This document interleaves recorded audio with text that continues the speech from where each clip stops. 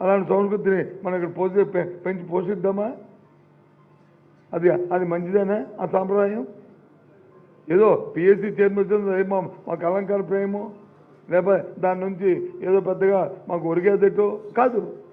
మేము మా బాధ్యత ప్రజాస్వామ్యంలో అది బాధ్యత.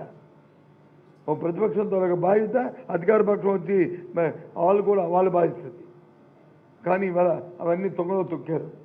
ప్రజాస్వామ్యం లేదు, మా ఎస్ఆర్ రాజ్యమని చెప్తున్నాను. దయచేసి రాష్ట్ర ప్రజలందరూ కూడా గమనించాలని కోరుతున్నాను. దయచేసి రాష్ట్ర ప్రజలందరూ కూడా ఆలోచించాలని కోరుతున్నాను. ఇది మంచి సాంప్రదాయమా అని కోరుతున్నాను. ఇలాంటి సాంప్రదాయాలు రాబోయే తరానికి ఏం సమాధానం చెప్తుందో ఆలోచించమని కోరుతున్నాను.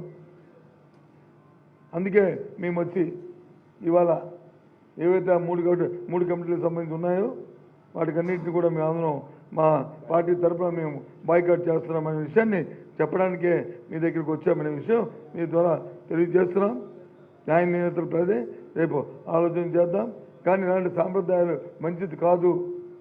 మనం అధికారం వచ్చినప్పుడు అధికారంతో రెండు మంచి సాంప్రదాయాలు తీసుకురావడం ప్రయత్నించాలి తప్ప ఇలాంటి అభిప్రాయాలను ప్రజల మీద రుద్ది రాబోయే తరానికి ఇలాంటి చెడు సాంకేతికాలు ఇవ్వడం అనేది సాంప్రదాయం కాదనేది మా అభిప్రాయంగా తెలియజేస్తున్నాను.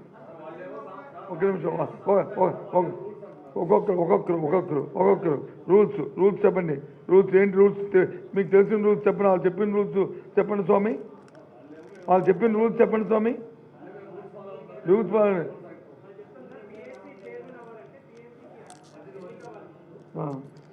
మరి ఇద్దరు సభ్యులు ఉన్నప్పుడు పార్లమెంట్లో ఏ రకంగా వాళ్ళకి వచ్చి ఎన్నిక ఇచ్చారు?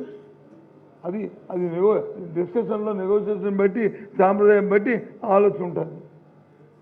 ఆలోచన మేము వేసాము, నామినేషన్ వేసాము, వాళ్ళు అయిపోతారు కదా. ఒక ఖాళీ పెట్టి సరిపోయింది కదా, ఆటోమేటిక్గా అది అయిపోయింది కదా. అండి ఇద్దరు వేసాము మేము అయిపోయా. అది పోటీ లేదు కదా దానికి. అది ఆటోమేటిక్ వద్దు. పోటీ లేని ఎందుకు ఎవరో మరి పోటీ ఉంటే కదా. పోటీ ఉంటే మేము దూరం అని చెప్పాం. మేము ఏదైనా సరే మేము పోటీ ఉంటే దీనికి వ్యతిరేకం. ఇప్పుడు దీనికి కూడా ఒకళ్ళు వాళ్ళు ఇద్దరు అయిపోయారు అనుకో మేము ఉంటామే.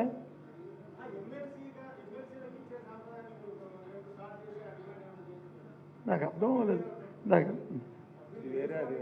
అది నేను ఇంకా అది వెళ్తే అది అడిగాను అనుకోండి. నేను అది అడిగాను. చూడండి ఇది గుంతమ్మ కోరికలు కోరుతున్నాను అన్నాను సార్. అది గుంతమ్మలు కోరుతున్నాను. ఇప్పటికే ప్రధాన ప్రతిపక్షంగా ఉన్న మేము ఇప్పటికే గుర్తింపు ఇవ్వలేదు. ప్రతిపక్షం అంటే ఏంటి? నెంబర్ గేమ్ కాదు. రెండు పార్టీలు ఉన్నప్పుడు అధికారం ఎన్నికైన పార్టీ అధికార పక్షం అవుద్ది, ఓటమి చెందిన పార్టీ ప్రతిపక్షం అవుద్ది. ప్రతిపక్షం తనకు బాధ్యత ఏంటి? గొత్తెత్తి ప్రతి అంశాన్ని ప్రజల తరఫున వాణి వినిపించేది ప్రతిపక్షం. ఆ అవసరం పోతే ప్రజాస్వామ్యంలో డెమోక్రసీ ఎక్కడుంటుంది? అది మేము చెప్తుంది, అది మిమ్మల్ని అడిగింది.